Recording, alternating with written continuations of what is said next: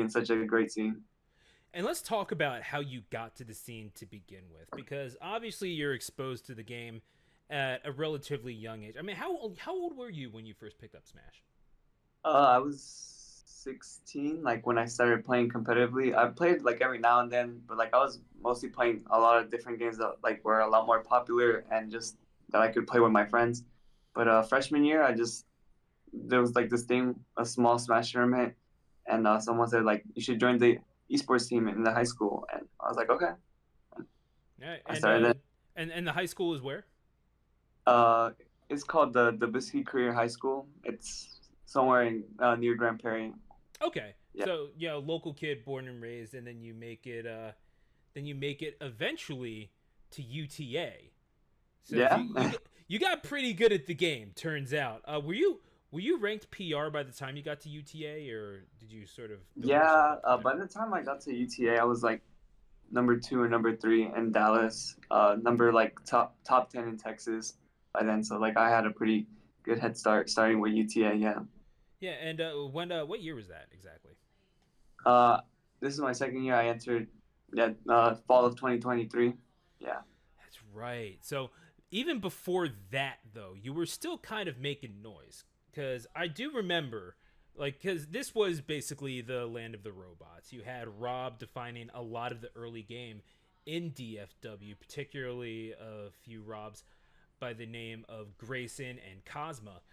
Now, Yeah. those the two individuals who are great at the game, and just Grayson's this great all around person.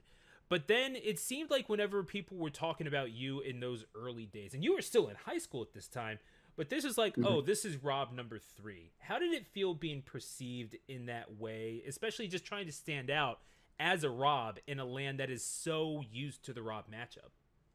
Yeah, what's it called? It was, I guess it was nothing new to me because in high school, the best player there was also a Rob player, and he got me into the game.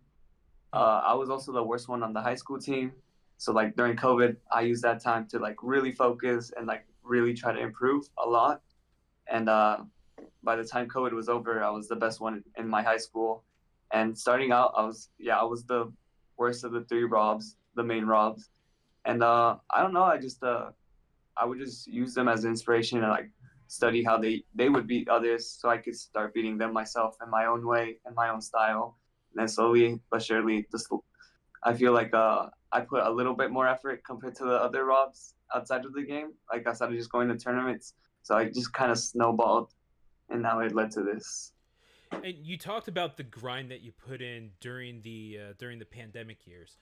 I do want to Hmm. talk a little bit about Smash Online because it seems like a couple of people really got their footing through that in that period of time and became something just a little bit bigger than they were before. I mean, immediately coming to mind is someone like Sonics, who really did kind of come into their own. Certainly, being in a place that had an established fighting scene in the Dominican Republic helped, but you also had that advantage. You had that opportunity, and it seems like you took it to an extent, but you don't really look I don't really look at you and see like, oh, well, that's a guy who got big during the pandemic. What was that period for you? I mean, in terms of entering tournaments, in terms of grinding, because they did hold Shockwave online every Hmm. Wednesday night for that period of time. So I'm just kind of curious how you look back on that and see where you are now compared to where you were. Like, how did that help to mold you,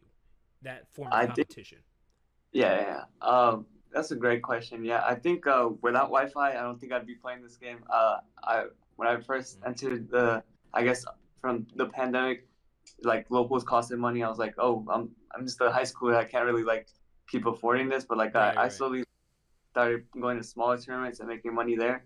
But yeah, I actually never entered a Shockwave online. I didn't know much of my scene during the Wi-Fi era. Yeah, I yeah. would just enter coin boxes because like that's what everyone's doing, right? Or not coin boxes, lunch boxes, juice boxes, things like that. Hmm. The H box weekly, and just like I guess players like Sonics, Spargo, Meister, Epic Gabriel were like Cola were the big names, and I would just watch their runs and like try to like imitate it. And yeah, during that time, I would just there was a multiple Wi-Fi tournaments each day, so I would sometimes just enter one every day. When I'm out, I'd go to like Wi-Fi public servers and just play. And like I was a high schooler, I had nothing to do. It was COVID. It's definitely super easy to just like get really good. And plus, like a lot of people would complain about Wi-Fi, but like that was like the only thing I knew because I entered one local, and then COVID happened, so I just had no experience at all. Were you part of your yoga cord? Be honest. Uh, I wasn't good enough. I got invited early 2022, so I couldn't enter it because I wasn't good enough. Like I was a nobody. Fair enough. Yeah, no, you, Yeah, you, you look, you got to prove yourself if you want to get into the salty spittoon. I get it.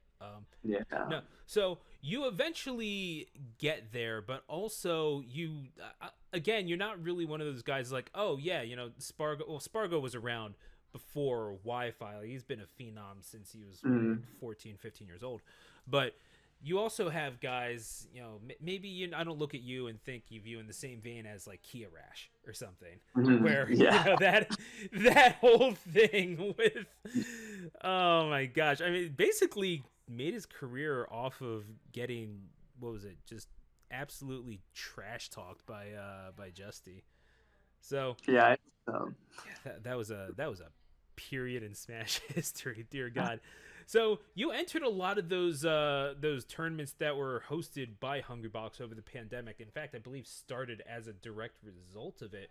So what is it that your main takeaway from those tournaments? Because there was a little bit of talk about like, oh, should we have this kind of funding in the scene? Now it's just kind of sort of accepted as what it is. I mean, look, it's money is money.